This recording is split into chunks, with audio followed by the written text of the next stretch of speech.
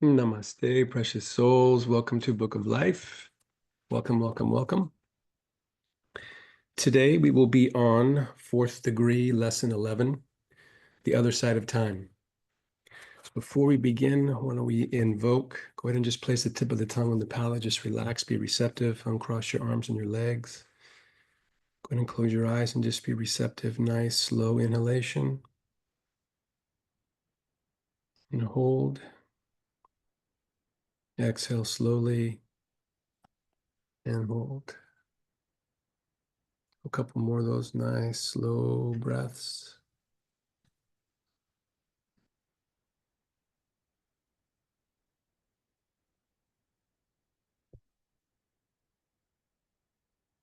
To the Supreme Being, the source and fountain of all life, the Heavenly Father, Heavenly Mother, to the great architect of the universe, to our spiritual teachers, Holy Master Choa, to Buddha Padmasambhava, to the Circle of Seven, to Robert and Earlyne Chaney, Master Vastalaya, to Burton Bigelow, Lord Kuthumi, Lord Rama, Lord Zoser, to the Astarian hierarchy, to the Lord Yehoshua Bar Miriam, the Lord Christ, to the Holy Mother Mary, Lord Kuan Yin Buddha, Lord Gautama Buddha, all the great ones, our celestial guides, our angel guides, our higher souls, oversouls, to the planetary logos, Sanat Kumara, the solar logos, Lord Amun Ra, to the universal logos, the central spiritual sun, the one about whom naught may be said.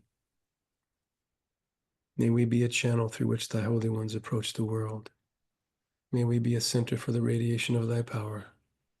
Teach us to travel light, that we may better gain the heights and break the bonds that bind. Teach us to give ourselves entirely to thy service, to attune ourselves to thy will. Teach us to lay down the small personal life for the greater cosmic life and to love with the love of God. In full faith. Tat tat so. Om. Tat tat so.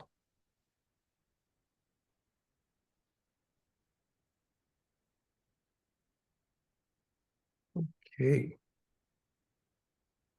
Fourth degree, lesson 11. The other side of time. Races. We asked Burton, does the color of one's skin follow the soul in Etheria? And he answered, a soul is more than the skin color it's clothed in during its last incarnation. The skin is only an outer covering. Whatsoever would seek the real person must search beneath the skin and its color. We must analyze the domain of the senses, dissecting them until we arrive at a person's quality of intuition, openness of heart, efforts made for the good, all the positive reflected in each individual personality.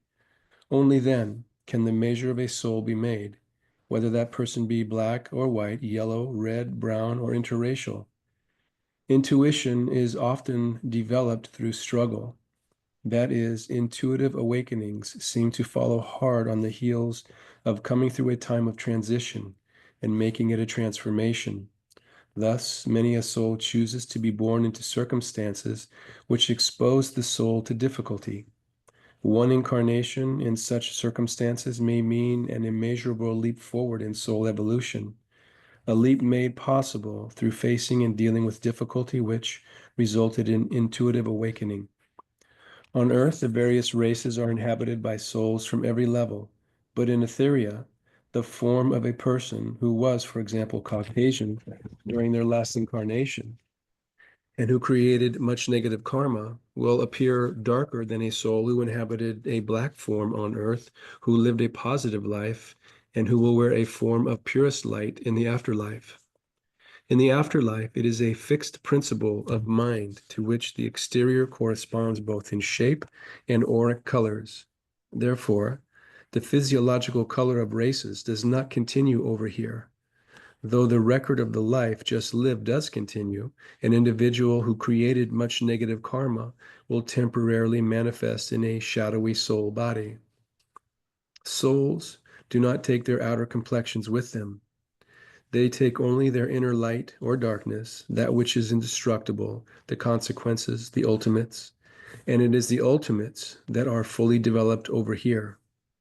Souls are certainly not divided into the races they represented on earth. A member of any soul level will gravitate to the sphere or level where they find themselves comfortable, where they will find happiness, and where they can continue to fulfill their soul's mission. The law of attraction. Does the law of attraction operate there as here? We inquired of Burton.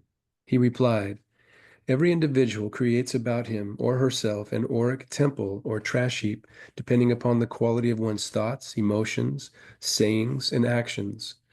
The soul's inner character is written throughout this force field, raising restrictions against that which is inharmonious.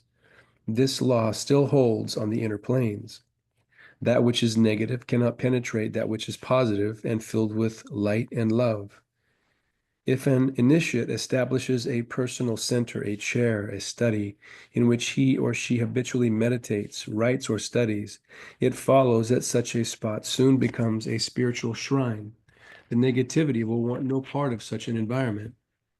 The room or corner becomes saturated with the radiation of your purity or spiritual essence, and inspiration becomes habitual when you spend time there, attuning yourself to the higher dimensions. But the principle of sympathetic saturation works both ways. Thus, spending too much time in a negative environment or with negative people is never advisable if it can be avoided. It is always important to remember, whether on the earth plane or the higher planes, to pray and to surround yourself with the divine light, thus protecting yourself even when you may come in contact with people or souls who are not as spiritually minded or heart-centered as you are. Free will being what it is, no soul can be forced to give up any mistakes that they are determined to make. So, in terms of these struggling souls who spend much of their lives surrounding themselves with negativity, heaven must wait until that soul is ready to seek the light. Heaven can only await the sincere request for forgiveness. Whatever was sown must be reaped until the balance is achieved. The alchemy of prayer. Explain prayer as it operates on your side, we asked of Burton. We have heard that there is a definite science to prayer, and if this is true, we should all be enlightened concerning the principles. And Burton answered, even though these lessons are related to the inner life, it is important to speak of prayer, for prayer is related to the inner life, whether the soul is incarnated or liberated. Thus, these words will be important for all of us, whether on earth or later, as we travel the heights of heaven, my present abode. Prayer can be one of the most vital activities ever undertaken, and because it sets so many forces into operation, we must understand the spiritual mechanics involved. First, since you know about the existence of your loved ones in my world and of the influence of our guardian spirits or masters, the question is, to whom should you pray? And the answer is, we should all ultimately pray to the divine being. You may discuss and share your needs and wants and dreams with your unseen ones in a type of prayer, if you so desire, but the principle of the prayer should be directed through to the infinite being, praying to those you love who have made their transition, or to your ancestors. You are also contacting the divinity that is within them. So it is truly important to prayer talk with your unseen ones so that they become aware of your needs and desires. Indeed, it may be through them that the divine being will manifest in answer to your prayers. But for the prayer itself, call upon the Spirit of God.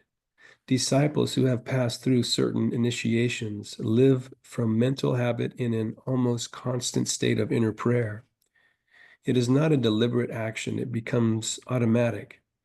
Always in the background of the consciousness is a longing for greater spiritual understanding and unfoldment, a greater union with the divine being.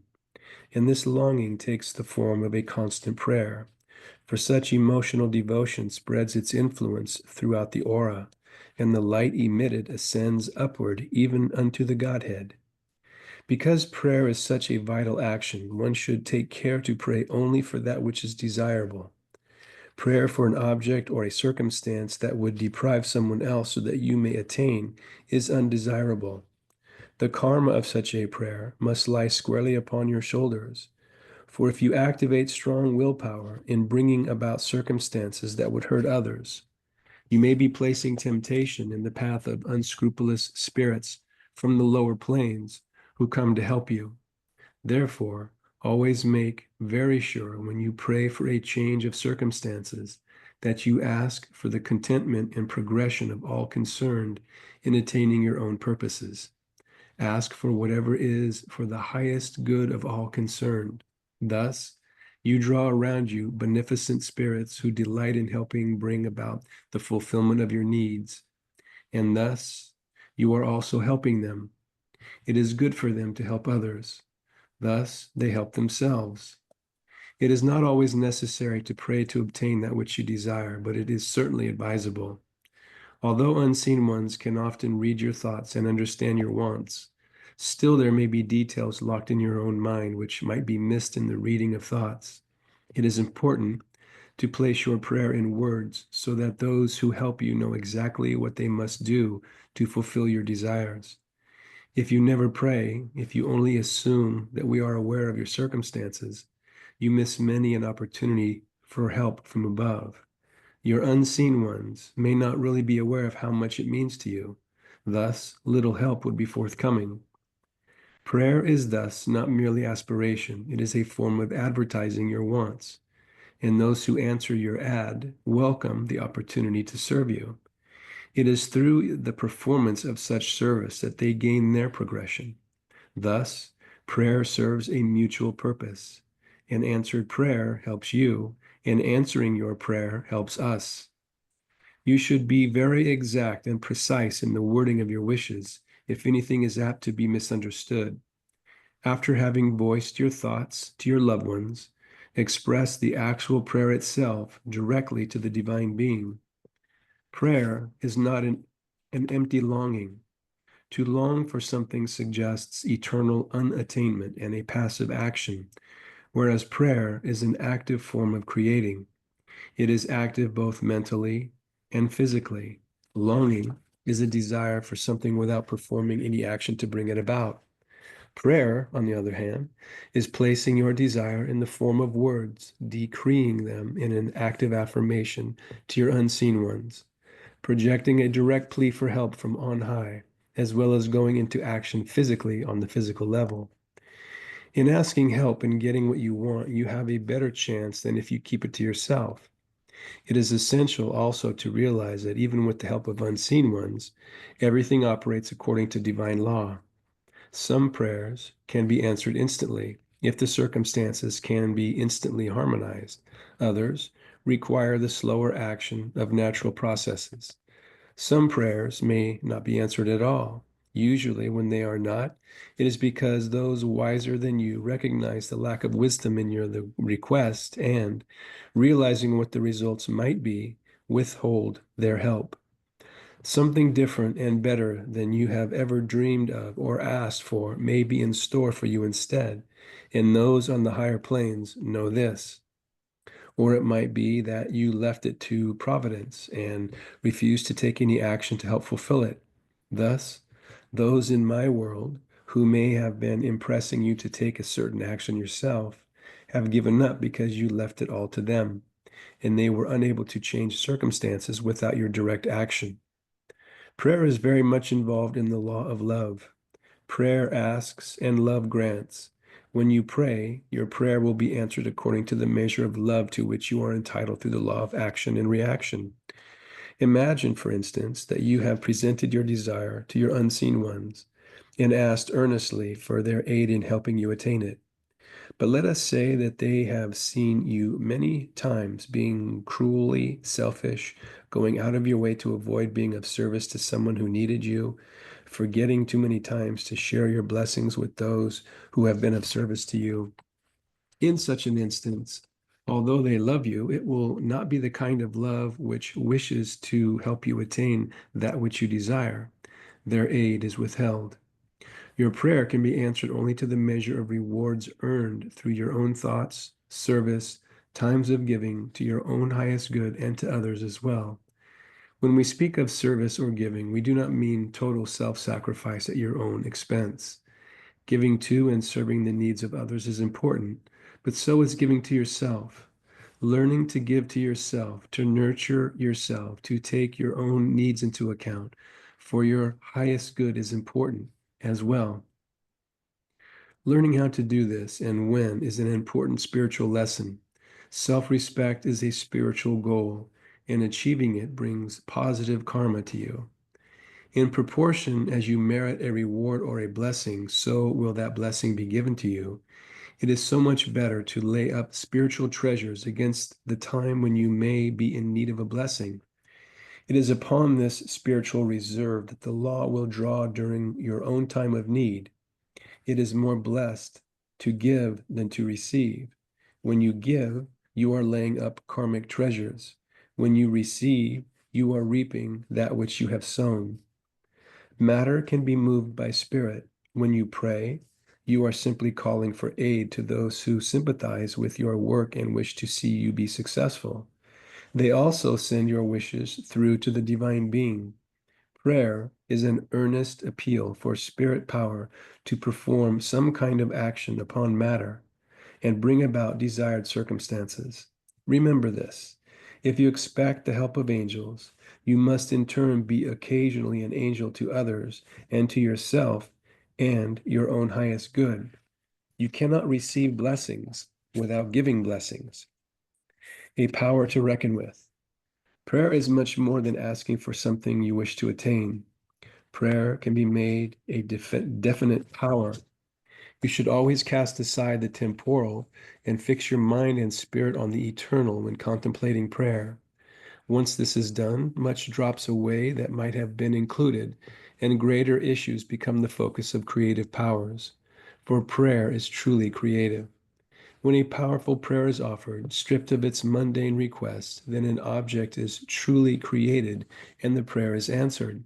That is, the objective answers to the subjective in such a way that an actual creation has occurred. The more spiritual the prayer, the higher it rises into the spiritual spheres. There are those whose work on the astral is principally to deal with prayers expressed by those of you on earth. They study the vibrations of prayers as your scientists study the vibrations of sound and light. Prayers are analyzed and separated and classified as rays of light. The more mundane are dealt with on the more mundane spheres, those closer to earth.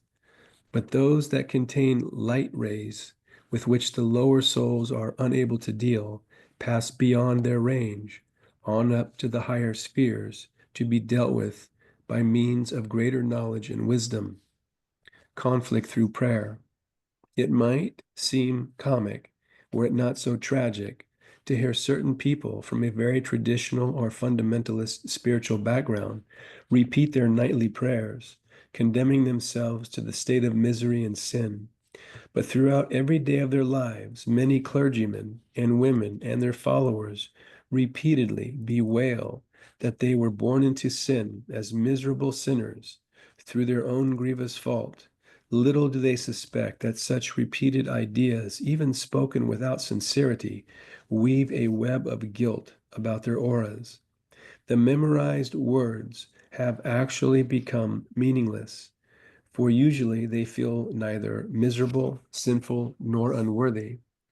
Though they may have been grievously at fault in some action during the day, be assured few actually call it to mind in repentance. Usually, it is vividly remembered that the other person was grievously at fault. A repetition of guilt must pierce the subconscious through the conscious mind, refuses to assume any responsibility for causing it. Therefore, a soul is exposing itself to conflict. The inner life is bombarded by a stream of guilty thoughts, confusion, attrition, unworthiness, while the outer consciousness, striving to keep so busy that they can never hear the inner voice, keeps looking piously and pompously toward their own virtues. Such a split personality bodes no good for the evolution of the soul. Prayer should be approached in an attitude of solemnity, reverence, and holiness. If one truly is guilty of a grievous wrong, it should be so stated and forgiveness asked, pure and simple, as would a little child. Prayers for the dead. Those who do not believe in an afterlife, or who believe their loved ones are lying in the grave in a deep sleep awaiting the judgment, believe it therefore to be utterly useless to pray for the dead. They are beyond the need of our prayers. They have gone to their rest. They have passed by their last opportunity, and prayer will do them no good at this late date. How sad is the soul of the one gone who belongs to these misguided relatives. For there are none who desire prayer so much as those who have lost their physical forms and gone into the unseen worlds. They have truly learned the meaning of prayer, its power and effect upon them. They seek communion with God and with far deeper meaning than you do of earth. They would be the first to discard the memorized words of litany and gather instead the simple words of an honest plea for help and guidance. For that is indeed the truest meaning of prayer and communion with the divine. When they pray to the infinite being, even as do you of earth, they experience a deeper sense, a deeper awareness of divine reality, divine glory, a deeper sense of worship, and a closer communion with the great light. And indeed, they are closer. They have dropped the outer garment and are one step nearer the Godhead, one step closer to the awareness of God's pervading nearness. You on earth are like those who seek the warmth of the sun but find it clouded over, while we on the inner planes find ourselves under the direct approach of divine rays of glory. For people on earth, the physical body acts as an added veil between your souls and the light beyond. Thought forms and prayer. Thoughts of pure, unselfish prayer rise upward from the personality like a beam of bright light. Pure prayer force ascends slowly through the ethers, penetrating and pushing aside cloudy formations of thoughts created by the mass consciousness.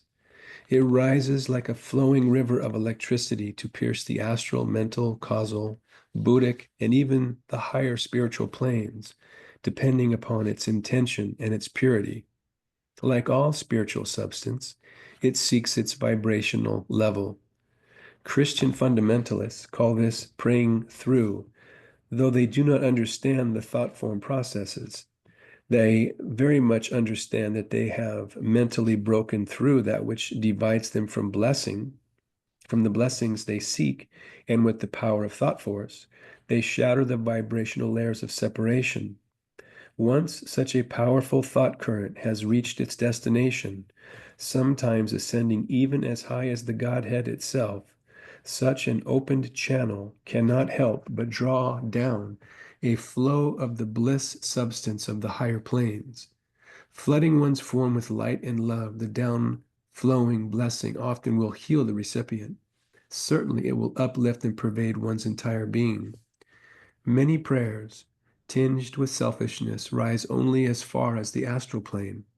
There, the thought waves execute a curve, and the selfish desire force embodying the prayer descends again to the one praying and discharges itself there. Such a person often wonders why their prayers go unanswered, but such a recipient should not feel guilty nor resentful. Seldom is it possible for one to pray through to the ultimate light. Almost all prayers contain some measure of selfishness, or we should call it self-awareness without any judgment. There is seldom any prayer ever uttered that does not bring some reward to the one who sent it out in faith. Even the one whose prayer rebounds unanswered experiences some beneficent measure of reward, because the thought form of upreaching, asking, will in itself result in some degree of light force. The aura changes color with thoughts and feelings expressed, and the colors of your thoughts radiating outward can influence the thought rays of others. Astarians can do much with this knowledge, especially in the seemingly trivial everyday aspects of life, which really go to make up the whole of it. Auric influence, coupled with prayer, overcomes negative influence in others as time goes by. Astarians should be constantly exercising their thought power to influence undesirable emanations. To do so is only to find more power flowing to you, for your influence upon others brings its own reward. Living up to the influence of love which flows downward to you from on high, and in turn radiating it outward to others, will bring untold benefits back to you. Do not be afraid to let your power flow outward for fear of weakening it. Free-flowing thought and divine love power only strengthens the aura. It is this armor of light that will help carry you through all your sorrows and tribulations if you allow it to do so. The chain of emanations begins, of course, with the divine being. From this divine fountainhead, the chain of love begins, and it can encompass you. This influence starts with the outflow of love, expresses through every kind of power and thought, reverting always back to love again. You can get no higher and no farther than that. Willpower. Willpower is a force within itself, requiring intelligent guidance. It could be said that humankind is divided between two streams of willpower, battling for supremacy, the higher will and the lower will. Only as the lower is subdued by guided intelligence will the true and perfect will be able to develop. Carried to its highest potential, this will can become the reflection of divine will. The best way to develop will is to begin with daily practice in little things. Strengthen the discipline and the will daily by sticking to I will when you say it. Do not squander the force of your willpower by proclaiming one resolution after the other, only to not follow through. Set goals for yourself, some physical, mental, emotional, or spiritual practice, such as meditation, yoga, exercise, reading, and so on. Doing one of these for some period of time every day is a spiritual practice that makes you stronger on every level of your life. Face each day with determination that the work to be done is a work of service for others, a work that will ultimately make a better world. Aim for the highest and hold firm your absolute faith in your own inherent powers. Such self-reliance is only another form of faith in the indwelling divinity within you. Such a regimen cannot help but develop the power of love. Love is not simply an attribute, it is a power. Indeed, the only power that will ever be able to cleanse and heal the world and render it fit for the habitation of angels. Prayer also is a spiritual practice. When you thus pray for a good purpose, you draw toward your light, beneficent spirits who, in turn, pray and draw from higher ethers for your own good. Remember this. As you pray for others, the angels are also praying for others, and among those others can be you. Thus, in helping others, one also and always helps oneself. Praying for yourself, as has already been discussed, is fine. Prayer is nothing more than the guided intelligence of willpower, asking spirit to aid others and asking help in carrying out one's daily purposes. Remember that other people less fortunate than you are also praying that God will help them. How do you know but that the divine spirit may choose you as the channel through whom such a prayer may be answered? You, responding to such spiritual influences, will thus be the recipient of higher forces when you stand in need of help. Spiritual practice and prayer operate as an unbroken chain, even to the very heart of the divine. The more your heart breathes out its constant asking, coupled with the firm will to good, the more you draw to yourself powers that enhance your own purposes. Such prayer is not merely asking for something you wish. It is much more. Having learned that you must use discrimination in your prayers, you will have learned to cast aside the temporal and fix your attention upon the things that are eternal. Once such asking becomes a fixed habit, you find many atoms Items which may once have been included in your prayer dropped by the way. Larger issues become that upon which you focus your creative powers. Prayer is above all a creative force if coupled with the exercise of the will. If such beneficent prayers pierce the ethers to gravitate upward, what becomes of the selfish prayer which is meant to harm oneself or another? Such prayers, unable to break free from the etheric darkness around earth, cannot rise into the light ethers. Those that do not rebound to the asker are diverted and the forces scattered. Such prayers, mixed with unworthy motives, contain nothing that would make them worthy of immortality and always meet with opposing wills on the other side. Some prayers rise only to the level of borderland, others, less selfish, into the realms of Summerland. Others project like a guided arrow straight to the realm of the Godhead. Prayer projections are thus dealt with on the level with which they harmonize. Pray without ceasing, Paul admonished his followers, thereby instructing them to remain constantly attuned to the frequencies of light. The most powerful prayer is not always that which is uttered by the lips. Rather, it is the deep burning issues within your heart that rise as desire forces. To pray without ceasing by no means implies the dull, morbid life of false devotion. Prayer is often construed to mean consistently neglecting the activities of your life to spend precious hours in begging supplication from a super being. True prayer is the unspoken heart cry rising spontaneously. The constant prayer of the enlightened is the spontaneous cry of the soul, requiring no formal preparation. It is often said in very plain and heartfelt language, coming indeed straight from the heart. True prayer is spirit communing with the spirit. Often constant prayer begins in your life from the time you recognize the reality of a nearby unseen guardian and feel an impulse to commune. Such a recognition and realization often establishes the habitual awareness of such a presence. Once such awareness is born in the consciousness, it is most difficult to ever again become unaware. Such awareness soon evolves into constant prayer, not that of one-sided asking, rather a give and take rapport. Unseen forces can draw much nearer to those who are aware of their presence. They can touch deep hidden chords in their nature. They can arouse innate higher potentials that are never stirred by the influences of the world. Indeed, it is such communion which enables people to reach the very highest in life. Healing. There is this mystery about spiritual healing that many people are not aware of. For instance, at Astara, there is a group including several healers from Etheria. There also is the Circle of the Secret Seven, devoted to praying for more material problems. Now, any group of people engaged in this type of healing or environmental change seldom can come to the aid of a person on Earth unless directly and deliberately asked by someone on Earth to do so. Many people do not understand this. This is not always true, but usually they are only permitted to work at the request of the living.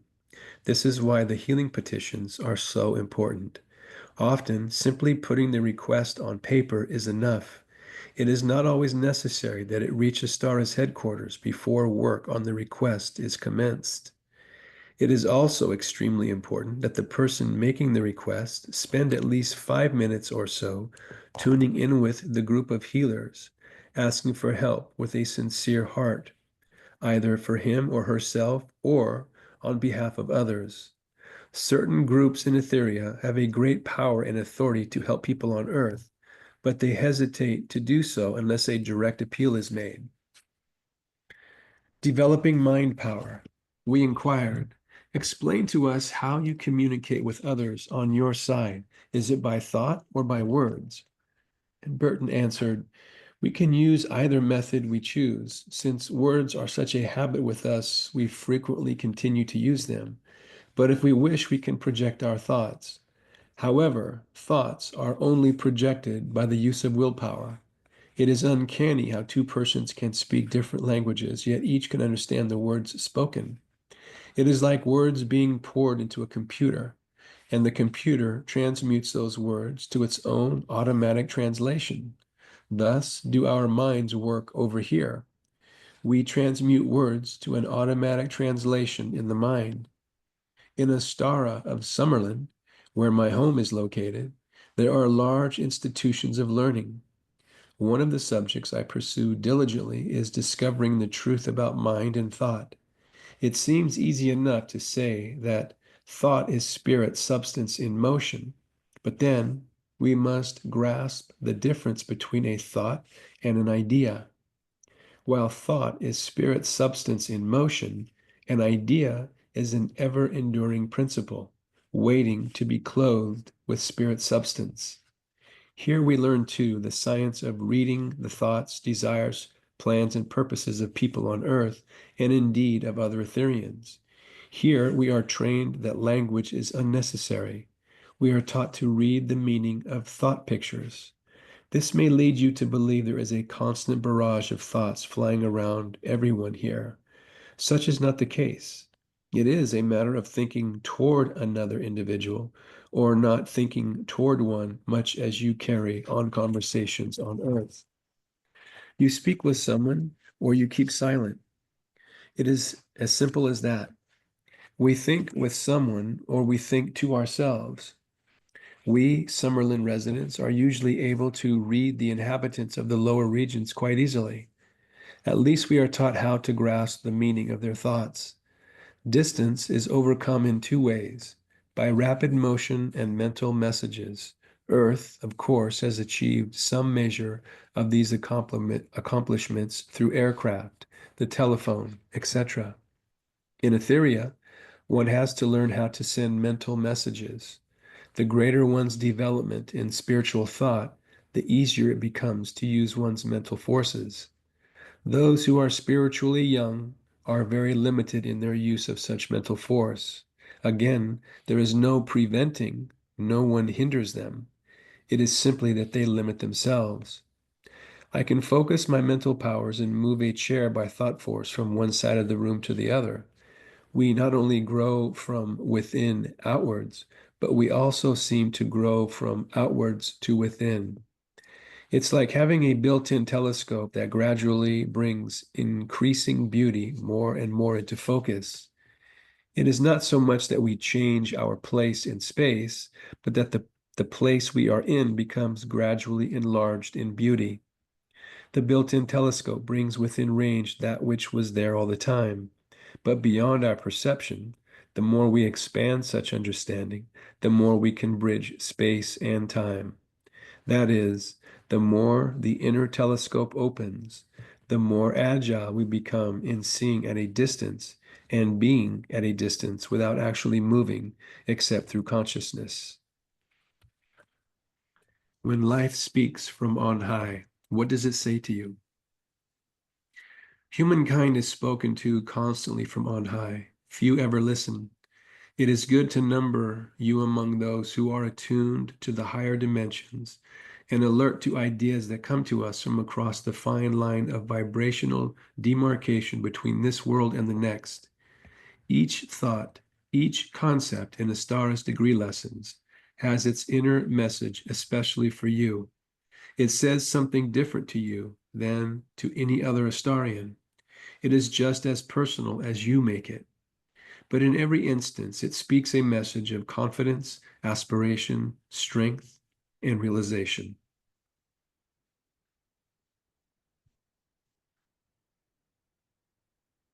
Therein lies lesson 11. I like that one. I like them all, but that was good. If you would like to receive another of the last of the blessing for April before we go into May, just go ahead and be receptive. Go ahead and just close your eyes. Bring your palms up by your heart.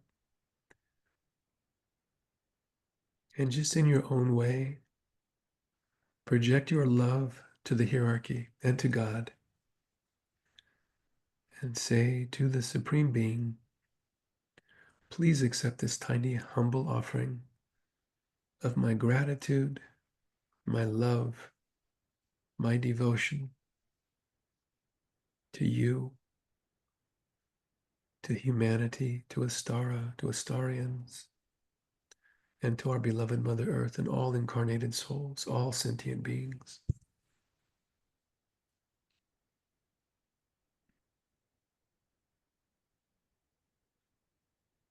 As you proceed with your busy day, may it become one in which a goal is realized, a worthy deed is done, and a joy is found.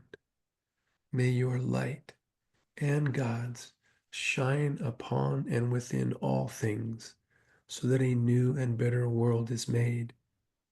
In this moment of quietness, I seek association with the unlimited resources of the infinite, eternal springs of refreshment to which I may carry my personal cup of need and have it filled to overflowing.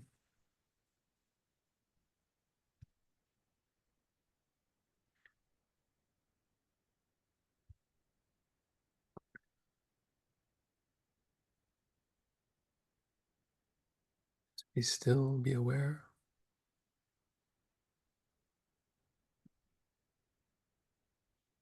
And we'll end with the prayer of guidance from Earlyne. Master beloved, who has committed to us the swift and solemn trust of life,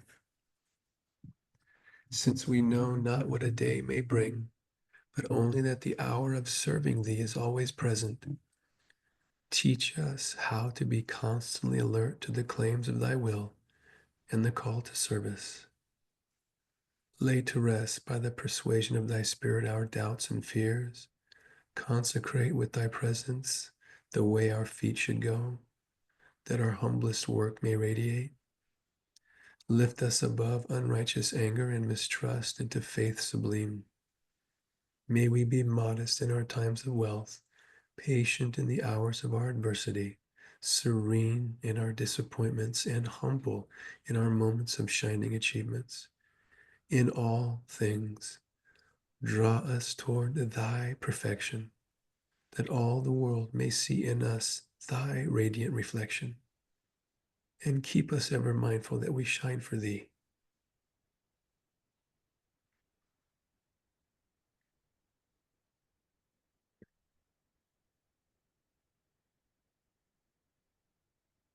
Namaste, precious, precious souls. Enjoy the blessings. We will see you all tomorrow for the blessing of the prayer petitions. Thank you again so much for joining, for your devotion and your commitment to Astara and to your soul and to others. Thank you so much. Namaste. Namaste.